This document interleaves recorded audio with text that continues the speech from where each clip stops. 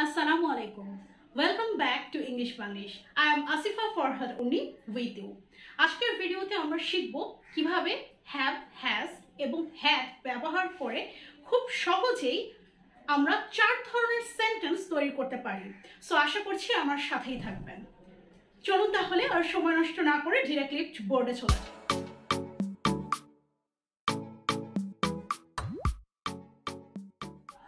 So have, has এবং had ব্যবহার করে আমরা কোন ধরনের চারটি সেন্টেন্সেস তৈরি করতে পারি চলুন আগে সেটা জেনে নেই। Number 1, positive sentence.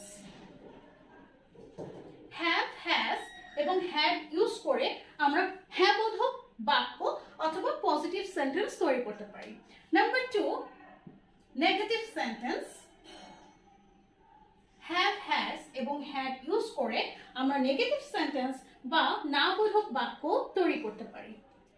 Number 3, interrogative sentence. have, has এবং had ইউজ করে আমরা ইন্টারোগেটিভ সেন্টেন্স তৈরি করতে পারি এবং একই সাথে have, has এবং had ইউজ করে আমরা নেগেটিভ ইন্টারোগেটিভ সেন্টেন্সও তৈরি করতে পারি।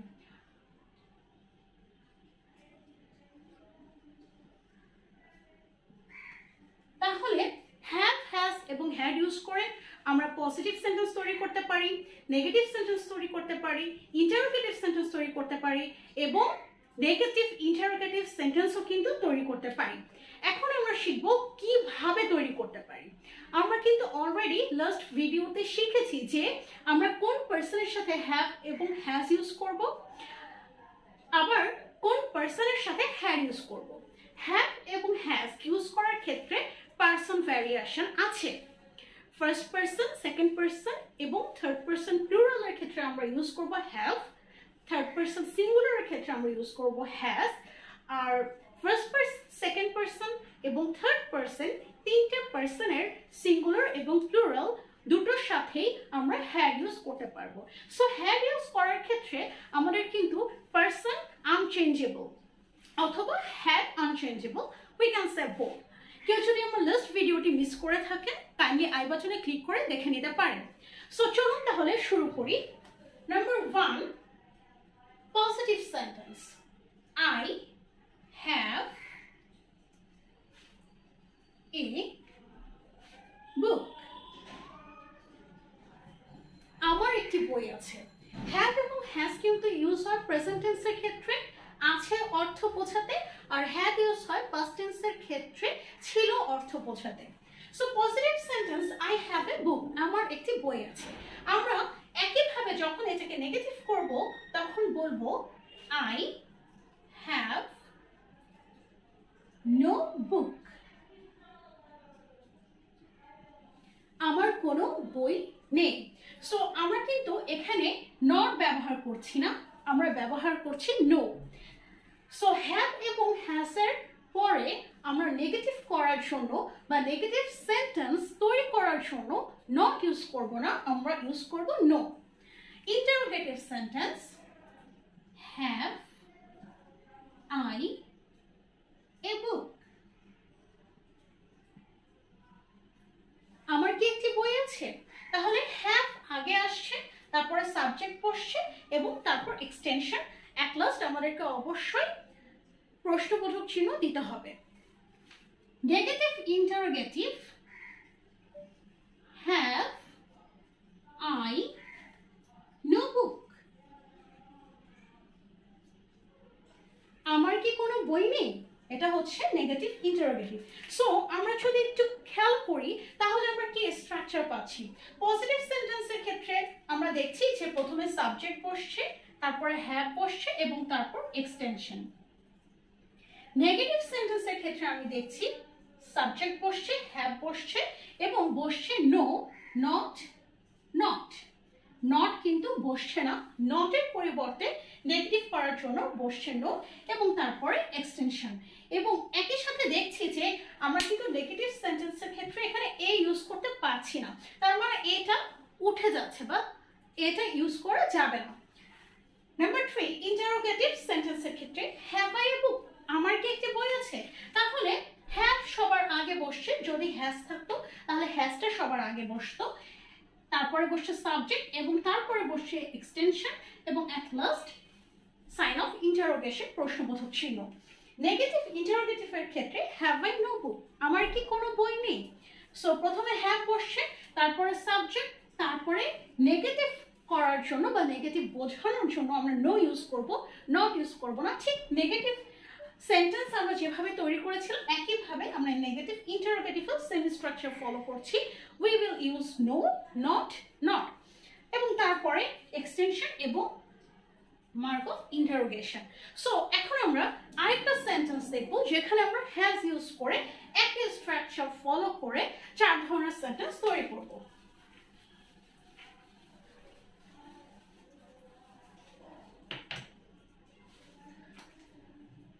She has a cat. She has a cat positive sentence, তার একটি বিড়াল আছে। এটাকে যখন আমি নেগেটিভ করছি তখন আমি বলবো she has no cat, তার কোনো বিড়াল নেই।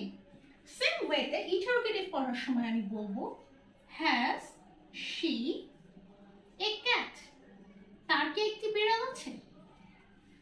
নেগেটিভ ইন্টারোগেটিভ করার সময় I will say has she no cat,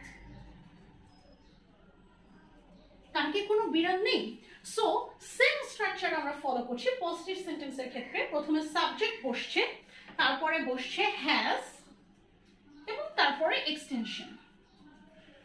negative সেন্টেন্সের ক্ষেত্রে like the last one, she has no cat, প্রথমে সাবজেক্ট বসছে, তারপরে হ্যাজ, তারপরে নো বসেছে এবং তারপরে এক্সটেনশন। যেহেতু এখানে আমি বলছি যে আমার কোনো বিড়াল নেই, এই কারণে আমি এ ইউজ করছি না, এটা উঠে যাবে। ইন্টারোগেটিভ সেন্টেন্সের ক্ষেত্রে হ্যাজ শি এ ক্যাট, প্রথমে হ্যাজ বসছে, তারপরে বসছে সাবজেক্ট, তারপর এক্সটেনশন এবং লাস্টে question mark. Interrogative negative interrogative সেন্টেন্সের ক্ষেত্রে না বোধক প্রশ্নসূচক বাক্যের ক্ষেত্রে হ্যাজ শি নো ক্যাট, তার কি কোনো বিড়াল নেই, তাহলে হ্যাজ আগে বসছে অক্সিলারি ভার্ব, তারপর শি বসছে সাবজেক্ট, তারপরে নো এবং extension plus sign of interrogation প্রশ্নবোধক চিহ্ন। সো এখানে যদি আমি বলতাম যে দে হ্যাভ এ ক্যাট, আমরা জানি যে দে হচ্ছে third person plural number, so we will definitely use have with they. They have a cat, they have no cat, তাদের একটি বিড়াল আছে, তাদের কোনো বিড়াল নেই। have they a cat, তাদের কি একটি বিড়াল আছে। have they no cat, তাদের কি কোনো বিড়াল নেই। সো আমরা কিন্তু সেম স্ট্রাকচারটা ফলো করে খুব সহজেই 4 ধরনের সেন্টেন্স তৈরি করে ফেলতে পারি। এখন আমরা দেখবো যে হ্যাড ইউজ করে কিভাবে আমরা আবারও positive sentence, negative sentence, interrogative sentence এবং নেগেটিভ ইন্টারোগেটিভ সেন্টেন্স তৈরি করতে পারি।